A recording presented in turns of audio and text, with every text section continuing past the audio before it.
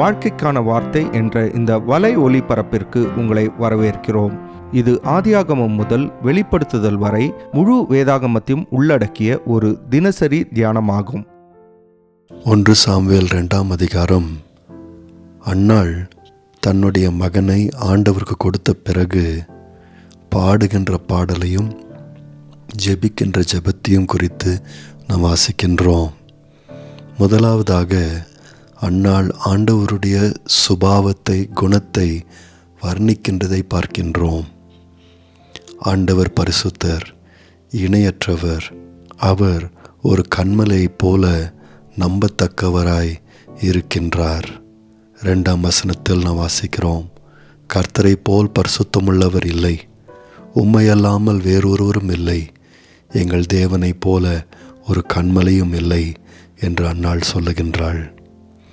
ஆனால் அதே நேரத்தில் பெரினாளைப் போல அகந்தை உள்ளவர்களையும் அன்னாள் எச்சரிக்கின்றாள். 6ஆம் வசனத்திலிருந்து 8ஆம் வசனத்தை வாசிக்கும்போது ஆண்டவர் எளிமையும் ஏழையுமான அன்னாளை போன்ற மக்களை குப்பையிலிருந்து உயர்த்துகின்றார். ஆனால் பெரினாளை போன்ற மக்களை தாழ்த்தி மரணம் வரைக்கும் கொண்டு செல்லுவார் என்று அன்னாள் சொல்லுகின்றதை பார்க்கின்றோம். ஆகவே ஒரு விசுவாசி செய்ய வேண்டிய காரியம் என்ன? தேவ பிள்ளைகள் கர்த்தருடைய பலத்தை சார்ந்து கொள்ள வேண்டும், அவரை நிராகரிக்கக்கூடாது. 10ஆம் வசனத்தில் எதிர்காலத்தில் வரப்போகும் ராஜாவை குறித்தும் அன்னாள் இப்படி சொன்னாள், கர்த்தரோடு வழக்காடுகிறவர்கள் நொறுக்கப்படுவார்கள், வானத்திலிருந்து அவர்கள் மேல் முழங்குவார், கர்த்தர் பூமியின் கடையாந்திரங்களை நியாயம் தீர்த்து தாம் ஏற்படுத்தின ராஜாவுக்கு பலன் அளித்து தாம் அபிஷேகம் பண்ணினவரின் கொம்பை உயர பண்ணுவார் என்று துதித்தாள். அன்னாள் தன்னுடைய பாடலில் சொன்ன காரியங்களை உதாரணத்தோடு விளக்க வேண்டிய அவசியம் ஒன்று இருந்தது போல இந்த அதிகாரத்தின் அடுத்த பகுதி ஏலியின் குமாரர்களை அன்னாளுடைய பாடலுக்கு உதாரணமாக காண்பிக்கின்றது. இந்த ஏலியின் குமாரர் ஆண்டவரை சாராமல் ஆண்டவரை எதிர்க்கின்றார்கள், நிராகரிக்கின்றார்கள்.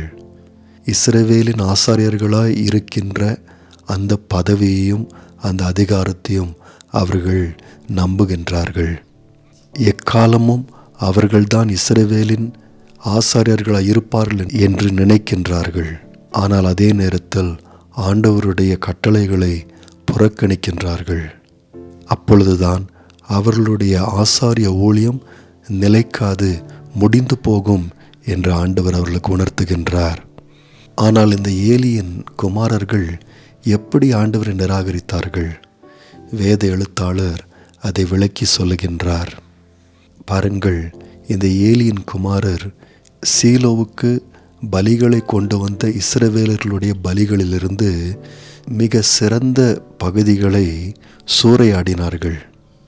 ஆண்டவர் லேவியராகமம் 7ஆம் அதிகாரத்திலும் உபாகமம் 18ஆம் அதிகாரத்திலும் தெளிவாக ஆசாரியர்கள் மக்கள் கொண்டு வரும் பலிகளில் எந்த பகுதிகளை எடுக்க வேண்டும் என்று சொல்லியிருந்தார்.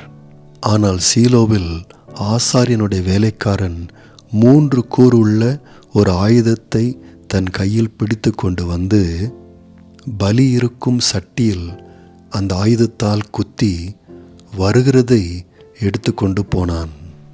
இப்படியாக ஆண்டவருடைய கட்டளையை இந்த ஆசாரியர்கள் மீறினார்கள். 17ஆம் வசனத்தில் நாம் வாசிக்கிறது போல, ஆதலால் அந்த வாலிபரின் பாவம் கர்த்தருடைய சந்நிதியில் மிகவும் பெரிதாய் இருந்தது, மனுஷர் கர்த்தரின் காணிக்கையை வெறுப்பாய் எண்ணினார்கள் என்று நாம் பார்க்கின்றோம். 15ஆம் 16ஆம் வசனத்தில் இன்னும் ஒரு அக்கிரமத்தை அவர்கள் செய்ததாக நாம் பார்க்கின்றோம். ஆண்டவருடைய நியாயப்பிரமாணத்தின்படி இஸ்ரவேலர் கொண்டு வரும் பலிகளில் கொழுப்பை ஆண்டவருடைய பலிபீடத்தில் முழுமையாக தகனிக்க வேண்டும், அதை சாப்பிடக்கூடாது என்று ஆண்டவர் லேவியராகமம் புஸ்தகத்தில் சொல்லியிருந்தார். ஆனால் சீலோவில் நடந்தது என்னவென்றால் 15ஆம் வசனத்தில் வாசிக்கிறோம், கொழுப்பை தகனிக்கிறதற்கு முன்னும் ஆசாரியனுடைய வேலைக்காரன் வந்து அந்த கொழுப்பையும் சிறந்த பகுதிகளையும் எடுத்துக்கொண்டு போகிறதை பார்க்கின்றோம். இஸ்ரவேலர் அவனை எதிர்த்து பேசினால் அவர்களை மிரட்டுகின்றதையும் பார்க்கின்றோம். ஆசாரியனாகிய ஏலி தன்னுடைய பிள்ளைகளுடைய இந்த அக்கிரம செயல்களை குறித்து கேள்விப்படுகின்றார். அவர்களை கேள்விதான் கேட்கிறாரே தவிர அவர்களை நிறுத்தவில்லை. ஆகவே கடைசியாக ஆண்டவர் ஏலியிடத்திற்கு தம்முடைய தீர்க்கதரிசியை அனுப்பி இப்படியாக சொல்லுகின்றார். 29ஆம் வசனத்தை நாம் வாசிக்கும்போது அந்த தீர்க்கதரிசி ஏலியை பார்த்து, என் வாசஸ்தலத்திலே செலுத்தும்படி நான் கட்டளையிட்ட என் பலியையும் என் காணிக்கையையும் நீங்கள் உதைப்பானேன். என் ஜனமாகி இஸ்ரவேலின் காணிக்கைகளிலெல்லாம் பிரதானமானவைகளை கொண்டு உங்களை கொழுக்க பண்ணும்படிக்கு நீ என்னை பார்க்கிலும் உன் குமாரரை மதிப்பானேன் என்கிறார். பாருங்கள், ஆண்டவரை நிராகரிப்பது மிக கசப்பான பின்விளைவுகளை கொண்டு வரும். அதை தான் 30ஆம் வசனத்தில் நாம் வாசிக்கின்றோம்.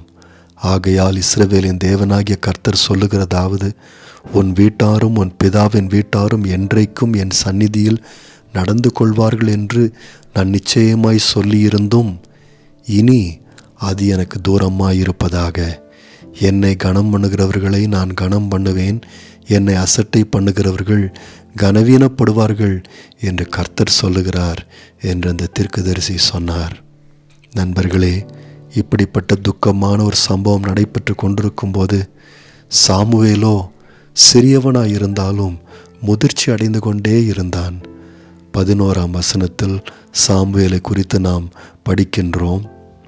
அந்த பிள்ளையோ ஆசாரியனாகிய ஏலிக்கு முன்பாக கர்த்தருக்கு பணிவிடை செய்து கொண்டிருந்தான். 18ஆம் வசனத்தில் நாம் பார்க்கின்றோம், சாமுவேல் என்னும் பிள்ளையாண்டான் சணல் நூல் ஏபோத்தை தரித்தவனாய் கர்த்தருக்கு முன்பாக பணிவிடை செய்தான். 21ஆம் வசனத்தில் சாமுவேல் என்னும் பிள்ளையாண்டான் கர்த்தருடைய சந்நிதியில் வளர்ந்தான். 26ஆம் வசனத்தில் சாமுவேல் என்னும் பிள்ளையாண்டானோ பெரியவனாக வளர்ந்து கர்த்தரும் மனுஷரும் பிரியமாக நடந்து கொண்டான் என்று பார்க்கின்றோம். பாருங்கள், இந்த அதிகாரத்தின் ஆரம்பத்தில் அன்னாள் சொன்னது போல தம்மை நிராகரித்த ஆசாரியர்களை கர்த்தர் தாழ்த்தினார். ஆனால் தம்மை சார்ந்து கொண்ட சாமுவேலை கர்த்தர் படிப்படியாக உயர்த்தினார். 35ஆம் வசனத்தில் பிற்காலத்தில் எப்படியாக ஆண்டவர் தம்மை சார்ந்து இருக்கப் போகின்ற ஒரு மனிதனை உயர்த்துவார் என்பதையும் ஏலிக்கு ஆண்டவர் சொன்னார். 35ஆம் வசனத்தில் நாம் வாசிக்கின்றோம், நான் என் உள்ளத்துக்கும் என் சித்தத்துக்கும் ஏற்றபடி செய்யத்தக்க உண்மையான ஒரு ஆசாரியனை எழும்ப பண்ணி அவனுக்கு நிலையான வீட்டை கட்டுவேன். அவன் என்னால் அபிஷேகம் பண்ணப்பட்டவனுக்கு முன்பாக சகல நாளும் நடந்து கொள்வான் என்று ஆண்டவர் சொல்லுகின்றார்.